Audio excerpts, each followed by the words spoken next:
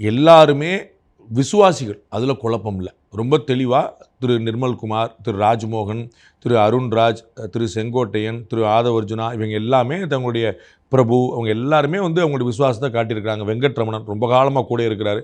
இவங்க எல்லாருமே விசுவாசத்தை காட்டியிருக்காங்க. அதற்கு ஒரு பரிசாக கொடுத்துருக்காரு. திரு ஆதவர்ஜுனா பயங்கரமான ஸ்ட்ராட்டஜி பண்ணார். திரு செங்கோட்டையன் வந்த பிறகு தான் ஒரு பொலிட்டிக்கல் என்டாஸ்மெண்ட்டே திரு விஜய் கிடச்சிது. ஏடிஎம்கேல இருக்க மூத்த தலைவர் டிஎம்கே போகாமல் இங்கே வந்தார் அப்படிங்கிறது அவர் பெரிய என்டாஸ்மெண்ட்டாக பார்த்தது. திரு வெங்கட்ரமணன் காலகாலமாக ரொம்ப காலம் கூட இருக்கார். அருண்ராஜ் ஏஆர்எஸ் இவருக்காகவே ராஜினாமா பண்ணிட்டு வந்தார். இதே மாதிரி ஆனந்த் கட்சின்னு ஒன்று அமைப்புன்னு இல்லாத போது 5-6 வருஷமாக அவங்க கூடவே நிற்கிறார். எல்லாருமே சிடி ரொம்ப முக்கியமாக ப்ரெஸ் பியூட்டிஃபுல்லாக டீல் பண்ணுறாரு. அப்படி எல்லாத்துலேயும் அவருக்காக வந்தாங்க. அவர் திரு விஜயை யார் நம்பினார்களோ அவர்களுக்கு ஒரு வாய்ப்பை கொடுத்துருக்காரு. இன்னமும் அமைச்சரவை விரிவாக்கம் காத்திருக்கிறது. ஒரு 20 அமைச்சராக இன்னும் அட்லீஸ்ட் வருவாங்க. இப்போதைக்கு 10 பேர் தான் இருக்கிறாங்க. இன்னொரு 20 வருவாங்க. யாரெல்லாம் கொடுக்குறாங்கன்னு பார்க்கணும்.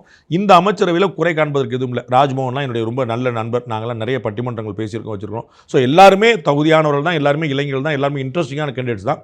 செயல்பாடு அப்படிங்கிறது போக பார்க்கும். ஒருத்தருக்கு எல்லாமே புதுசாக இருக்கலாம். அதில் தப்பே கிடையாது.